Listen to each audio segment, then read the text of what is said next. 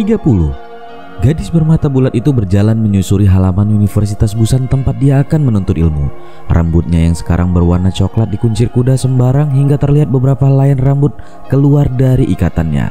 Dengan mengenakan celana blue jeans pudar, kemeja putih berlengan pendek, syal abu-abu yang melilit lehernya, tas ransel kulit berwarna coklat di punggungnya, tak lupa earphone yang selalu setia menemani, bertengger manis di kedua telinganya membuat ia terlihat seperti mahasiswi tingkat pertama daripada mahasiswi kedokteran yang tengah mengambil spesialisasi.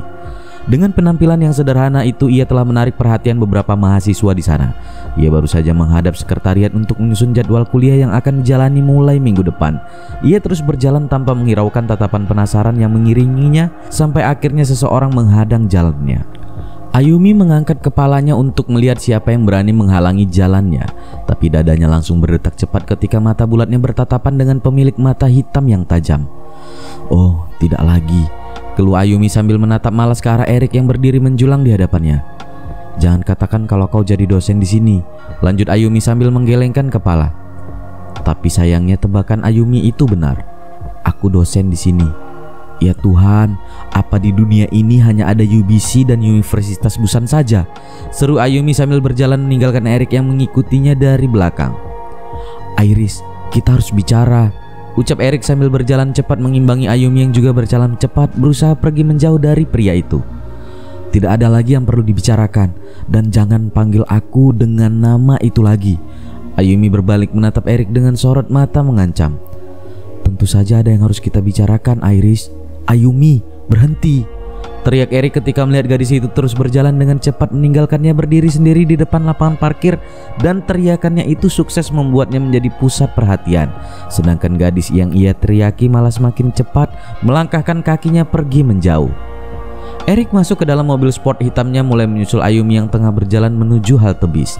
Tanpa berpikir panjang ia menghentikan kendaraannya dan keluar untuk menarik gadis yang memberontak masuk ke dalam mobilnya. Dan tanpa memperdulikan teriakan protes Ayumi, Erik menginjak gas mobilnya dalam-dalam dan melesat membelah jalanan kota Busan. Pria itu tidak mengindahkan semua teriakan dan makian Ayumi yang memintanya untuk berhenti. Mobil Audi miliknya membuktikan kecepatannya dalam berlari membelah jalanan, sampai akhirnya kendaraan itu berhenti di pantai Songjiong, pantai berpasir putih dekat Bukit Dalmaji di sebelah timur kawasan Hyundai. Ayumi langsung turun dengan wajah cemberut. Ia menggerutu menggunakan bahasa Indonesia yang tentu saja tak dimengerti Erik yang juga mulai turun dari mobil dan mengikuti gadis itu. "Ayumi, tunggu sebentar, kita benar-benar harus bicara." "Apalagi yang mau dibicarakan? Semua sudah selesai." "Aku mohon berhentilah," seru Erik tanpa menghentikan langkahnya untuk mengejar Ayumi yang berjalan cepat menyusuri pantai berpasir putih yang tampak sepi siang itu. "Aku minta maaf," teriak Erik yang langsung menghentikan langkah Ayumi. "Aku salah, aku mengaku salah, aku benar-benar minta maaf," lanjutnya dengan putus asa. Penyesalan yang ia rasa dari kemarin benar-benar telah menggerogoti jiwanya. Ditambah lagi adegan antara gadis itu dengan Lee Soyuk di atap kemarin sore benar-benar telah membunuhnya. Karena bagaimanapun gadis itulah yang selalu bersemayam di hatinya. Ayumi membalikan badan menghadap Erik yang berdiri beberapa meter di depannya. "Kenapa kau meminta maaf padaku? Bukankah kemarin kau sangat yakin dengan apa yang kau pikirkan?" ucapnya sambil terus menatap mata tajam milik pria itu yang sekarang tampak sedih. "Kau benar, aku hanya akan menjadi orang paling egois ketika hanya mempercayai apa yang ingin ku percayai saja. Dan aku benar-benar egois ketika hanya menganggap kalau hanya akulah yang paling benar tanpa meminta penjelasanmu terlebih dahulu. Bukankah sekarang sudah terlambat untuk meminta sebuah penjelasan?" Erik mengatur napasnya menyiapkan diri sebelum akhirnya berjalan perlahan mendekati Ayumi yang masih berdiri bersidekap. "Tidak, aku tidak akan meminta penjelasan lagi darimu. Semua sudah jelas dan aku salah. Aku salah karena tidak mempercayaimu," ucapnya lirih. "Jadi apa maumu?" Ayumi berusaha tak terpengaruh dengan sorot penyesalan yang ditunjukkan Erik. "Aku hanya ingin kau memaafkanku. Maafkan semua kebodohan dan keegoisanku selama ini," ucap Erik dengan suara lirih yang membuat Ayumi mulai sedikit goyah. Hatinya bergetar ketika melihat ketulusan dari sorot mata pria itu. "Baiklah, aku memaafkanmu. Apa itu sudah cukup?" Erik terdiam mendengar pernyataan dingin dari Ayumi.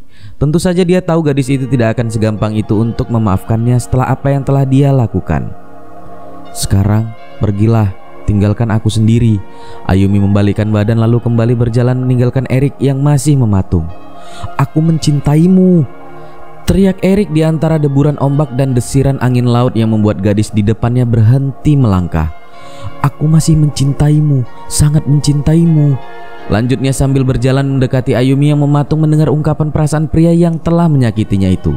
Ayumi berdiri tak bergerak, jantungnya berdetak kencang seolah mengkhianati dirinya sendiri yang ingin bersikap normal mendengar pengakuan cinta pria itu. Angin laut musim semi menerpa tubuhnya yang hanya mengenakan atasan kemeja tipis. Walaupun musim semi tapi suhu udara yang di bawah 10 derajat cukup membuat gadis itu mulai merasakan dingin yang menjelari tubuhnya. Dan momen itu tidak disia-siakan Erik begitu saja. Ia langsung membuka jaketnya dan menyampirkannya di bahu Ayumi yang tentu saja awalnya menolak, tapi kali ini Erik tidak mau menerima penolakan. Demi Tuhan Iris, kau kedinginan. Jangan memanggilku dengan sebutan itu lagi. Baiklah, tapi tolong pakai jaketnya, jangan keras kepala. Ayumi akhirnya menyerah. Dia membiarkan pria itu memakaikan jaket merah miliknya. Demi Tuhan, bukan karena keras kepala ia menolak memakai jaket pria itu, tapi takut hatinya akan kembali goyah. Mereka kini saling berhadapan dengan jarak satu helaan nafas saja. Tangan Erik masih memegang ujung jaketnya yang kini dipakai Ayumi. Kedua mata mereka sama-sama terpejam menikmati saat kebersamaan yang mereka impikan. Keduanya menghirup wangi tubuh masing-masing, mencoba mengisi paru-paru mereka dengan wangi yang mereka rindukan. Tangan Ayumi mengepal, mencoba menahan diri untuk tidak menjatuhkan diri ke dalam pelukan pria yang masih mengisi hatinya itu.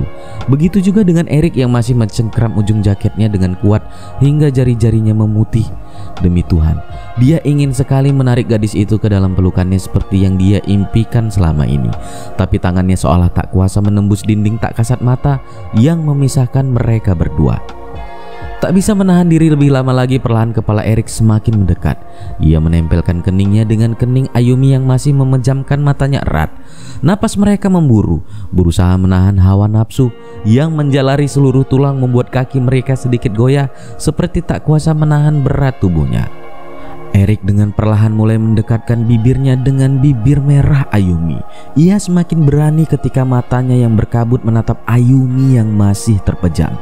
Ia sudah bisa merasakan helaan napas hangat gadis itu di bibirnya ketika telapak tangan Ayumi menahan dadanya.